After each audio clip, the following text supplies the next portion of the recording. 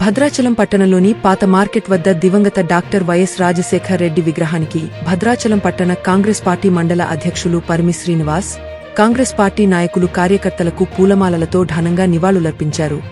ఈ సందర్భంగా మాట్లాడుతూ మాజీ ముఖ్యమంత్రి, మహానేత స్వర్గీయ డాక్టర్ వైఎస్ రాజశేఖర రెడ్డి 77వ జయంతిని ఘనంగా స్వీట్లు పంచి ఘనంగా నిర్వహించడం జరిగిందని, అదేవిధంగా డాక్టర్ వైఎస్ఆర్ ప్రజా సంక్షేమాన్ని జీవిత లక్ష్యంగా అనేక పథకాలను, ఆరోగ్యశ్రీ 108 అంబులెన్స్లను వారి ప్రభుత్వంలో తెచ్చిన వ్యక్తి డాక్టర్ వైఎస్ రాజశేఖర్ రెడ్డి అని వారిని కొనియాడారు.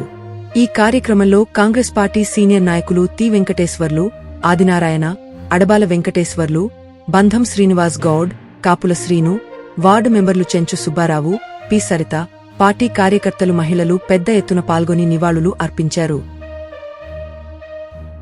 ఈనాడు వైఎస్ రాజశేఖర రెడ్డి గారి 77వ జన్మదిన పురస్కరించుకుని మండల కాంగ్రెస్ ఆధ్వర్యంలో రాజశేఖర రెడ్డి గారి విగ్రహాన్ని పూలమాలలేసి వేయడం జరిగింది. ఆ మహానుభావుడిని స్మరించుకోవడం చాలా అదృష్టకరం.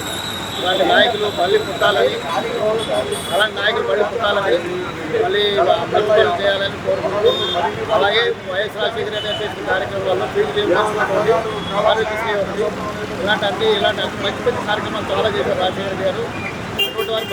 మళ్ళీ అలాంటి కార్యక్రమాలు చేయాలని వారు కోరుకుంటూ ఈరోజు దివంగత నేత మాజీ ముఖ్యమంత్రి క్రీస్తు చేస్తున్న వైఎస్ రాజశేఖర గారి 77వ జయంతి సందర్భంగా ఈ కార్యక్రమాన్ని ఏర్పాటు చేసిన మండల కాంగ్రెస్ అధ్యక్షుల వారికి, కాంగ్రెస్ కార్యకర్తలకి, ఇక్కడ విచ్చేసిన సీనియర్ కాంగ్రెస్ నాయకులు అడబాల వెంకటేశ్వరరావు గారికి, అదేవిధంగా సింగి గారికి, అదేవిధంగా శ్రీనివాస్ గౌడ్ గారికి, మహిళా కాంగ్రెస్ మండల ప్రెసిడెంట్ గారు అయినటువంటి శ్రీనివాస్ గారికి ప్రత్యేక ధన్యవాదాలు.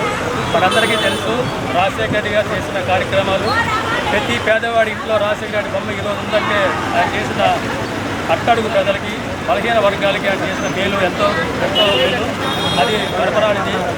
ఈరోజు కాంగ్రెస్ పార్టీ అధికారంలో రాజశేఖర రెడ్డి గారి సినిమా మీదే వచ్చింది.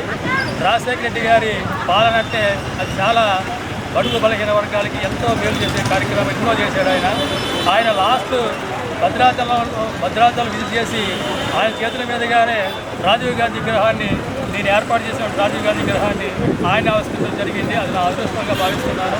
మరి అలాంటి మహానుభావుని జన్మదిన శుభాకాంక్షలు తెలుసుకుంటూ ఈ కార్యక్రమానికి ఇచ్చేసిన ప్రతి ఒక్క కార్యకర్తకి నమస్కారం చేసుకుంటూ